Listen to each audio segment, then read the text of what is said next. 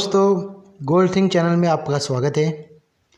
इस वीडियो को देख रहे हो तो यह तो बात पक्की है कि आप केबीसी में जाना चाहते हो। दोस्तों, मैं आपको बता दूं कि मैं केबीसी में 2012 में गया था, पर हॉट सीट पर नहीं आ सका था। मैं यहाँ 2012 का अपना वीडियो फ़ोटो शेयर करता हूँ और अपने जीवन के सुनहरे पल को आपको दिखाऊँगा। केबीसी 2020 में किस प्रकार से अपनी एंट्री पक्की कर सकते हो और कौन सी छोटी छोटी बातों का ध्यान रखना है, साथ ही साथ हॉट सीट पर कैसे पहुंच सकते हो, उसके बारे में आज हम बात करेंगे। दोस्तों, वीडियो को एंड तक ज़रूर देखना, क्योंकि केबीसी में जाना है तो हर बात आपके लिए ज़रूरी है। अभी तक आपने चैनल को सब्सक्राइब नहीं किया है तो कर दीजिए और बेल आइकन को दबा दीजिए, क्योंकि इस चैनल पे आपका ज्ञान बढ़ता ही रहेगा, यह मेरा वादा है। स्वागत कीजिए कृष्णनगर डिस्ट्रिक्ट मेहसाना गुजरात से आए एक शिक्षक जिनका नाम है रविचंद्र पटेल। बहुत बहुत स्वागत आपका भाई साहब। मेरा भाई तमने मणि में बहुत खुशी थी। बहुत बहुत धन्यवाद आपका। आप गुजराती में कुछ मेरे तरफ से लोगों को कह दीजिए। मैं आपसे ये जानना चाहता हूं, केम छो पापा? बहुत मजा में। बहुत मजा में। आइए, स्वागत है आप।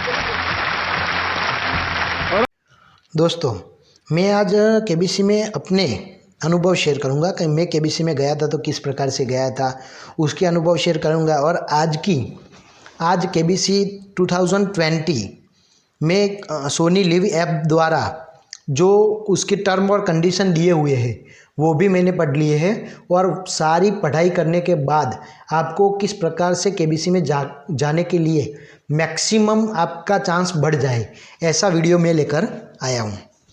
केबीसी में जाने के लिए आपकी उम्र 18 साल होनी चाहिए, आप भारत के नागरिक होने चाहिए, आपके पास एक मोबाइल होना चाहिए और आप में जुनून होना चाहिए, तो आप केबीसी में जा सकते हो। 9 मई से शुरू होने वाले केबीसी में आप अपनी एंट्री पक्की कर सकते हो। दोस्तों, मैं आपको पहले ही बता दूं कि केबीसी में पैसा देकर जाने का कोई रास्ता नहीं है, इसीलिए पैसे की मांग करने वाले इंसान से और फ्रॉड कॉल से दूर ही रहिएगा, वरना आपके पास जो भी है वो भी गवा सकते हो। केबीसी में जाने के लिए 9 मई से सोनी टीवी पे यानी कि सोनी सेट पर ठीक 9 बजे आपको एक प्रश्न पूछा जाएगा, और उसका उत्तर देने के लिए आप अपने मोबाइल से और टेक्स्ट मैसेज से और सोनी लिव ऐप पर से 10 मई के रात के ठीक 9 बजे से 1 मिनट पहले, यानी कि 24 घंटे से 1 मिनट पहले यह सिलसिला आप उस उत्तर दे सकते हो। यह सिलसिला 22 मई 2020 तक चलेगा। अगर आप लकी हो तो आपको कॉल आ जाएगा। अब हम बात करते हैं कि आपको वह कौन सी चीज़ है, कौन सी बातें हैं जिसे ध्यान में रखनी है, जिसे आपको केबीसी में चांस मैक्सिमम हो जाएगा आपका जाने का। तो पहली बात है, 9 मई से 22 मई तक कुल 14 प्रश्न पूछे जाएंगे। कुछ लोगों को ऐसा लगता है कि सभी सवालों के सही उत्तर देने हैं, ऐसा नहीं है। अगर आप किसी एक दिन भी सही उत्तर देते हो तो आप केबीसी में जा सकते हो। आपको केबीसी में मल्टीपर्पज़ से रजिस्ट्रेशन करना है, ये यानी कि आपके पास इंटरनेट की सुविधा है, एंड्रॉयड फ़ोन है, तो आपको सोनी लिव ऐप से भी करना है और एसएमएस से भी रजिस्ट्रेशन करना है। तो क्या है कि 2 जगह से आप करेंगे तो आपका चांस बढ़ जाएगा। और मैं तो कहता हूँ कि सिर्फ पूरे घर में आपको ही जाना है, तो घर में कोई एक और फ्री मोबाइल है तो उससे भी रजिस्ट्रेशन कर दीजिए। देखो, मल्टीपर्पज़ रजिस्ट्रेशन करना है, यानी कि सोनी लिव ऐप आपको गूगल और एप्पल प्ले स्टोर पे से इंस्टॉल करनी है और वहाँ से भी रजिस्ट्रेशन करना है। और अगर आप 9 बजे सवाल देखना टीवी पर मिस कर देते तो भी एप्लीकेशन पर सारा दिन सवाल अवेलेबल रहेगा, तो वहाँ से देख सकते हैं और उसका आंसर दे सकते हैं। दूसरी बात, आपको एसएमएस से भी रजिस्ट्रेशन करना है, उसका भी फ़ायदा मैं आपको बताता हूँ। अभी स्क्रीन पर आपको किस नंबर पर और किस फॉर्मेट पर एसएमएस करना है वो आ गया है, आप नोट कर लीजिए। और जवाब में कैसा एसएमएस आएगा वह भी एक बार देख लीजिए। दोस्तों, मैं इंफॉर्मेशन आपके लिए सोनी लिव की ऑफिशियली वेबसाइट पर से लाया हूँ। उसके जो टर्म एंड कंडीशन है वो मैंने डाउनलोड कर दिए, उसके सारे स्क्रीनशॉट ले लिया है और सभी स्क्रीनशॉट को आपके वीडियो पर दे रहा हूँ। तो आप एक बार देख लीजिए कि रिटर्न में भी आपको एक जो एसएमएस आ गया, अगर ऐसा एसएमएस नहीं आता तो उसका मतलब है कि आपका फॉर्मेट गलत है। अब देखिए कि एसएमएस का चार्ज कितना होगा। तो एक एसएमएस का 3 रुपये चार्ज लगेगा। तो आपके फ़ोन में पर्याप्त बैलेंस होना चाहिए, फ्री वाले मैसेज नहीं चलेंगे। एक दिन में एक सवाल के आप जितनी बार ज़्यादा जवाब भेजेंगे उतना केबीसी में जाने का चांस आपका बढ़ जाता है। ऐसा इसलिए होता है कि जो सवाल के लोग जो लाखों करोड़ों जवाब मिलते हैं उनको, तो लाखों करोड़ों जवाब को जो सही है उनको एक बात कर देते हैं और कंप्यूटर द्वारा चुने जाते हैं। तो जब भी कंप्यूटर लेता है तो वो टाइम पीरियड पे लेता है अलग अलग। मान लीजिए कि आपने सुबह उत्तर भेजा है, दोपहर को भेजा है, शाम को भेजा है, रात को भेजा है, तो जब भी कंप्यूटर उस लॉट में उठाएगा तो आपका चांस बढ़ता जाएगा। इसलिए आपको एक ही सवाल के ज़्यादा से ज़्यादा जवाब एसएमएस करने हैं। देखो, और उससे आपका चांस बढ़ जाएगा। तो आप हर रोज़ 100 से 200 रुपये तक के एसएमएस भी भेज सकते हो, जिससे केबीसी के लिए सामने से कॉल आ जाने के चांस बढ़ जाते हैं। मैंने हर रोज़ 100 से भी ज़्यादा मैसेज किए थे। कई बार जियो यूज़र को फ्री में एसएमएस होते हैं पर उनके चांस कम होते हैं। मेरा यह कहना नहीं है कि आप सभी को हर रोज़ 100 एसएमएस करने ही है। अगर आप लकी हो तो फ्री वाले एसएमएस से भी केबीसी में जा सकते हो, लेकिन आपका केबीसी में जाने का बहुत मन है और आपके लिए 1-2 हज़ार रुपये कोई मायने नहीं रखते और उतना रिस्क आप उठा सकते हो, तो आप अपने चांस को बढ़ा सकते हो। अगर आप केबीसी में जाने के लिए 3 रुपये भी खर्च नहीं करना चाहते तो मैं आपको फ्री में भी केबीसी जाने का रास्ता बताता हूँ। तो आप एप्लीकेशन की मदद से बिल्कुल फ्री में केबीसी में जा सकते हो। जब आप एप्लीकेशन को पहली बार सोनी लिव एप्लीकेशन पे रजिस्ट्रेशन करते हो तो आपके स्क्रीन पर दिए गए 7 प्रश्नों के उत्तर देने होंगे। फिर 9 मई से हर रोज़ एक प्रश्न आएगा, उसका उत्तर दे देना। अगर आप लकी हो तो सामने से कॉल आ जाएगा। तीसरी और सबसे ज़्यादा ध्यान रखने वाली बात है, 9 मई से 14 मई तक आपको अपना मोबाइल न तो साइलेंट करना है, न तो स्विच ऑफ करना है और न ही 5 मिनट के लिए अपने से अलग रखना है। क्योंकि आप लकी पार्टिसिपेंट्स हो तो आपको सुबह 7 से शाम 8 बजे तक कभी भी फ़ोन आ सकता है और एक बार कॉल मिस हो गई तो वापस आने का चांस बहुत कम है। अगर कोई अन्य व्यक्ति भी आपका कॉल उठाता है तो आपका चांस गया, क्योंकि आप जैसे ही कॉल रिसीव करते हो तो वह आपकी बेसिक जानकारी के लिए वह लोग आपसे प्रश्न करेंगे और बाद में आपको 3 प्रश्न पूछे जाएंगे, जिसके उत्तर आपको 15 से 30 सेकंड में सही में आपके फ़ोन में 1, 2, 3, 4 या नंबर दबाकर देने होंगे। इसीलिए आप मोबाइल को भी चेक कर लीजिए कि उसमें कोई खराबी ना हो। चौथी बात, एक प्रश्न के लिए लाखों करोड़ों लोग एसएमएस भेजते हैं। उनमें से वह लोग 5 दिन तक अंदाजित 33,000 से भी ज़्यादा कॉल करते हैं और 3 सवाल पूछते हैं। उसमें से जिसके ज़्यादा उत्तर सही हो या लकी हो उसे ऑडिशन के लिए अगले राउंड में बुलाते हैं। अब हम ऑडिशन राउंड के बारे में आपको क्या ध्यान रखना है उसके बारे में जानेंगे, पर उससे पहले कुछ अन्य चीज़ों के बारे में भी जानेंगे। मैं आपके लिए केबीसी की ऑफिशियली वेबसाइट से टर्म और कंडीशन लेकर आया हूं, क्योंकि कई बार गूगल में केबीसी को लेकर नए पुराने इतने सारे ब्लॉग हैं कि सही और गलत का पता ही नहीं चलता। तो हम यहां सही जानकारी प्राप्त करेंगे। केबीसी में भारत के हर प्रदेश को और हर उम्र के लोगों को न्याय मिले, इसीलिए रिजर्वेशन रखा गया है। लेवल 2 के लिए रिजर्वेशन आपकी स्क्रीन पर आ गया है। क्योंकि जब आप एसएमएस करते हो तो कुछ इस प्रकार से होता है, केबीसी सही सवाल A, B, C या D, फिर आपकी उम्र और फिर आपकी जेंडर मेल या फीमेल, उस प्रकार से होता है। यानी कि आपको उत्तर में आपकी उम्र और आपका जेंडर उन्हें मिल जाता है, और आप कौन से राज्य से हो वह टेलीकॉम सर्कल से उन्हें मिल जाता है। आप देख सकते हैं कि 31 से 50 के पुरुष और स्त्रियों के लिए सबसे ज़्यादा रिजर्वेशन है, क्योंकि वहाँ कंपटीशन भी सबसे ज़्यादा रहती है। अब आपकी स्क्रीन पर आ गया है कि इन परिस्थिति में दोबारा कॉल नहीं आएगा उनसे। अगर एक बार आपने SMS भेजा और सामने से कॉल वो लोग ट्राई करते हैं तो किन परिस्थिति में वो दोबारा कॉल नहीं करेंगे वो आप देख लीजिए।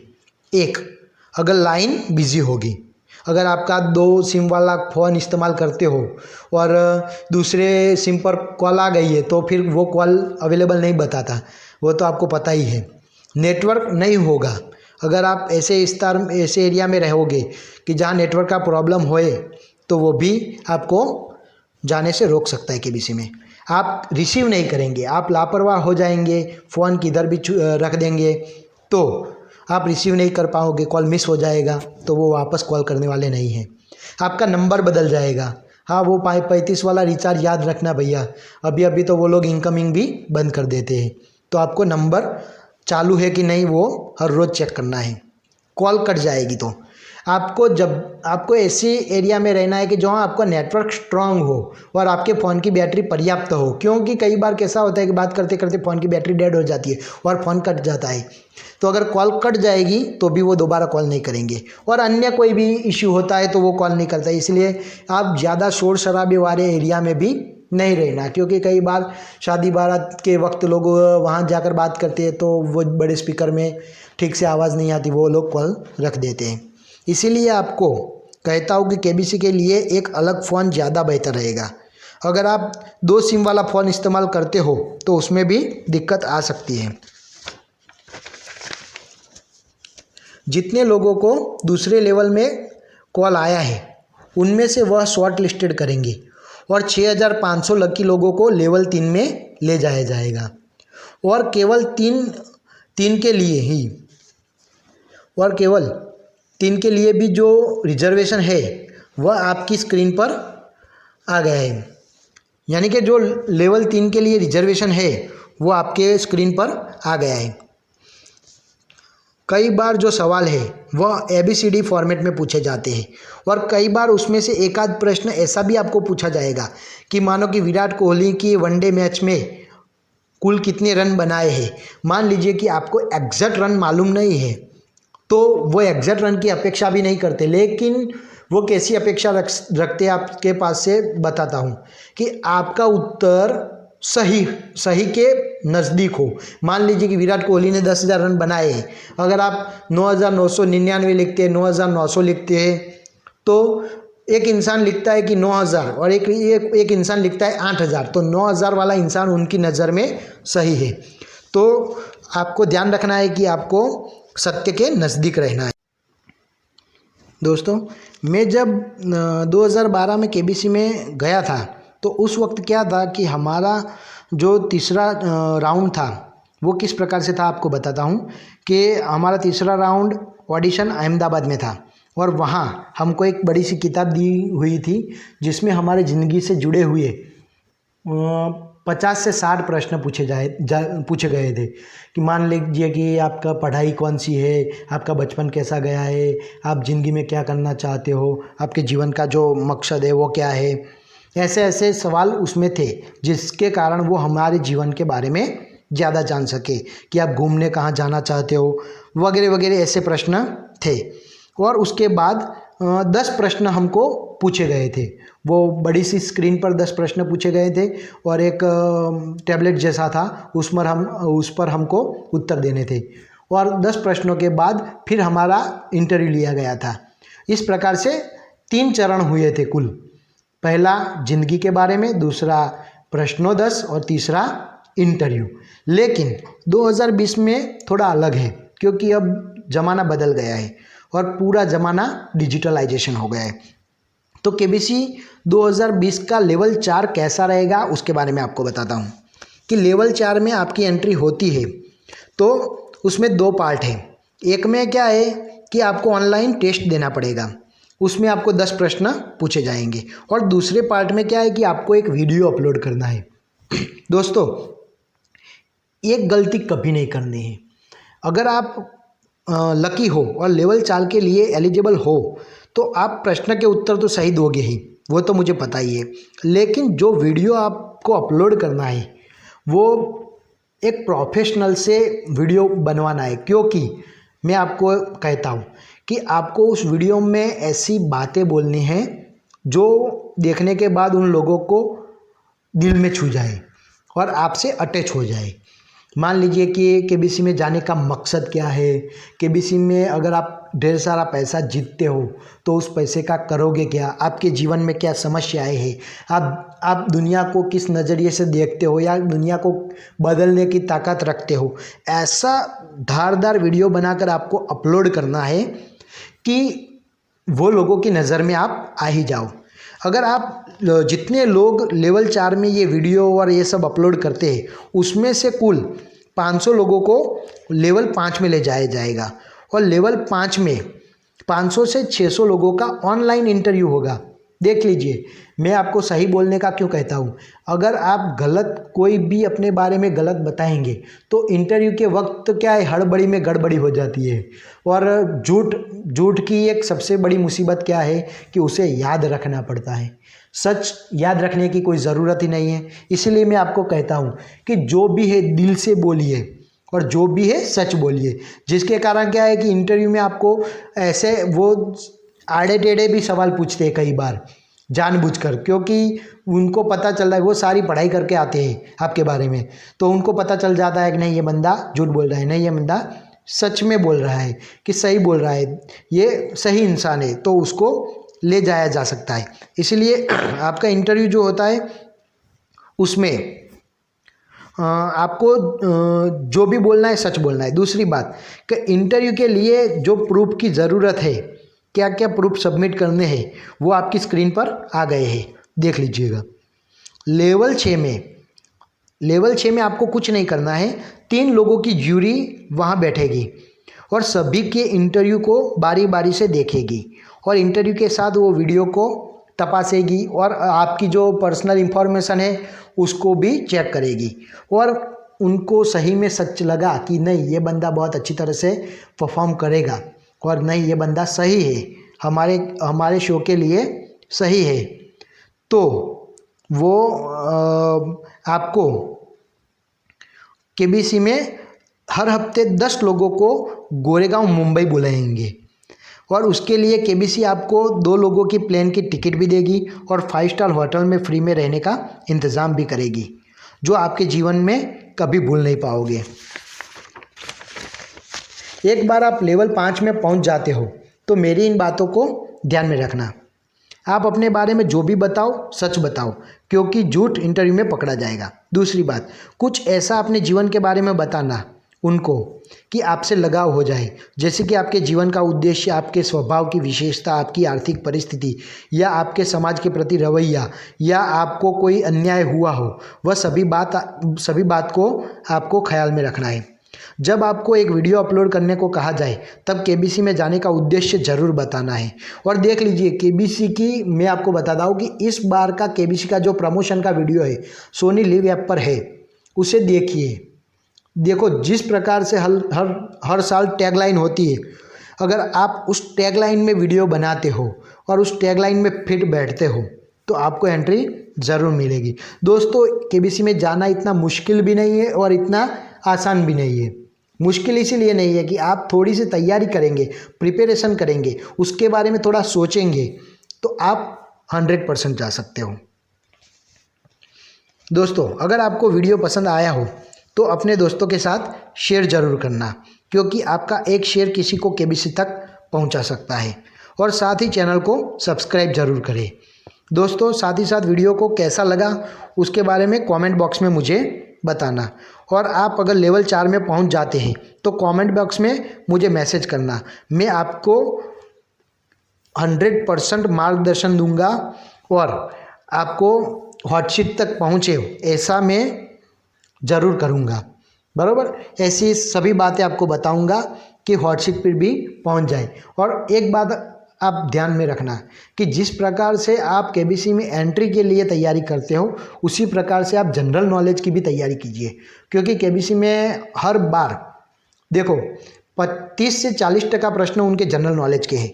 तो इसीलिए आज से ही पेपर और वो लेटेस्ट फैक्ट्स, जनरल नॉलेज और ऐसे जो भी प्रतियोगिता दर्पण और ऐसे जो भी अंक है उसे पढ़ना आज से ही शुरू कर दीजिए, ताकि आपकी जो जनरल नॉलेज है वो वर्तमान के है बारे में है वो तो क्लियर हो जाए, और साथ ही साथ थोड़े पुराने प्रश्नों को भी पढ़िए, थोड़े टेलीविज़न के बारे में, नई फिल्मों के बारे में भी जान लीजिए, थोड़े खेल जगत के बारे में भी माहिती को इकट्ठा कर लीजिए, थोड़े हिस्ट्री को भी जान लीजिए, क्योंकि ये सभी ही सही मायनों में आपको केबीसी में पैसा जिता सकता है। मैं आशा करता हूँ कि आपको केबीसी में जाए और करोड़ों रुपए कमाए। दोस्तों, वीडियो को एंड तक देखने के लिए धन्यवाद। वीडियो को लाइक कीजिए और दोस्तों के साथ शेयर कीजिए। अगर इस केबीसी में जाने के रिलेटेड अगर आपको कोई भी क्वेरी हो तो मुझे कमेंट बॉक्स में बताइए, मैं उसका उत्तर ज़रूर दूंगा। और साथ में ये भी कहता हूँ कि इस वीडियो के लिए मैंने बहुत मेहनत की है, आप भी दोस्तों के साथ शेयर ज़रूर करना। अगर आपका एक शेयर किसी दोस्त को केबीसी तक पहुंचा सकता है। और दूसरी बात, आशा करता हूं कि आप केबीसी में जाकर करोड़ों रुपए कमाएं। धन्यवाद। वीडियो को लाइक ज़रूर करना दोस्तों।